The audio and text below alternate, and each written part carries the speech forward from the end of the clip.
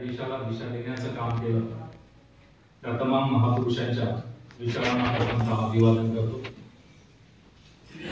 आज राष्ट्रीय सेवा योजना व राज्यशास्त्र विभाग यांच्या संयुक्त विद्यमाने आपण संविधान दिन मोठ्या उत्साहाच्या वातावरणामध्ये साजरा करत आहोत। या कार्यक्रमाचे अध्यक्ष आपले सर्वांचे मार्गदर्शक सन्माननीय शिवाजीरावजी पवार साहेब, ज्यांनी या कार्यक्रमाचं प्रास्ताविक केलं त्या आपल्या महाविद्यालयाचे प्राचार्य सन्माननीय डॉक्टर बाळासाहेब क्षीरसागर सर,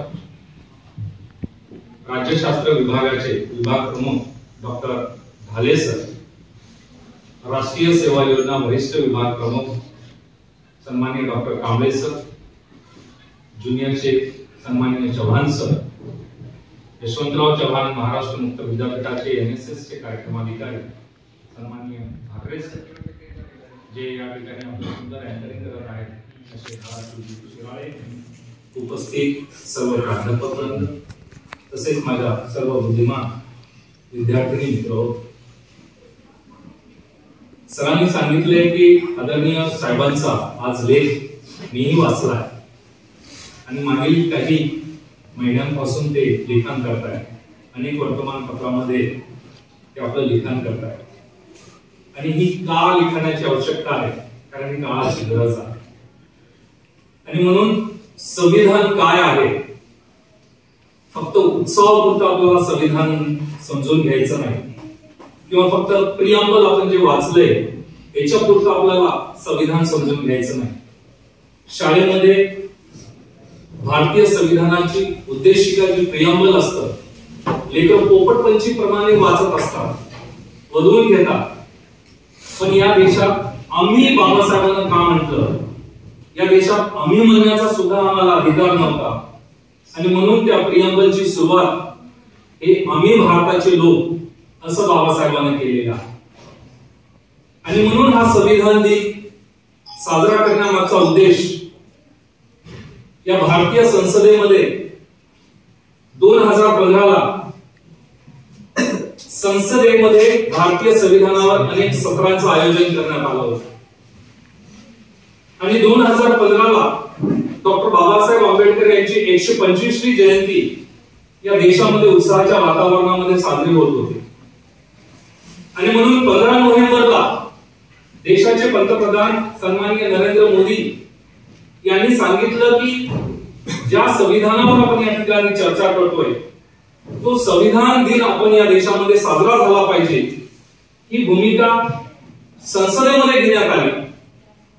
आणि म्हणून 19 नोव्हेंबर 2015 ला एक ठराव पास झाला, निर्णय पास झाला आणि म्हणून 26 नोव्हेंबर हा दिवस 2015 मध्ये तो निर्णय झाला आणि म्हणून 26 नोव्हेंबर हा पूर्ण देशामध्ये आपण संविधान दिन म्हणून साजरा करतो। खरं तर संविधानाप्रती असलेलं जे आपलं प्रेम आहे किंवा जे ज्ञान आहे, जी प्रेरणा आहे, जो आपला उद्देश आहे, जो मार्ग आहे, म्हणून संविधान हे आपल्यासाठी गाईडलाईन्स आहे, हे एक मार्गदर्शक आहे आणि म्हणून विद्यार्थ्यांसाठी हे संविधान खूप गरजेचं आहे, त्याचं वाचन करणं आणि समजून घेणं। विद्यार्थी मित्र, आपल्याला माहित आहे की लग्न झाल्यानंतर एक भाऊ एका भावात राहायला तयार नाही, आज अशी कुटुंब व्यवस्था तयार झाली।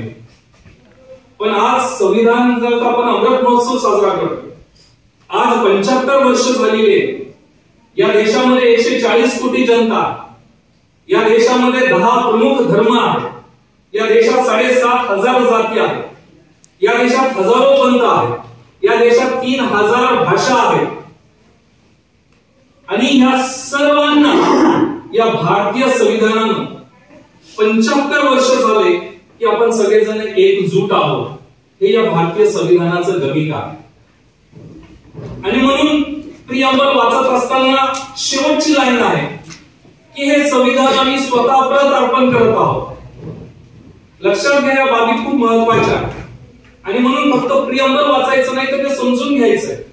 बाबासाहेबांनी त्या प्रिअम्बल मध्ये असंच का टाकलं की हे सगळं संविधान आम्ही स्वतःला अर्पण करत आहोत।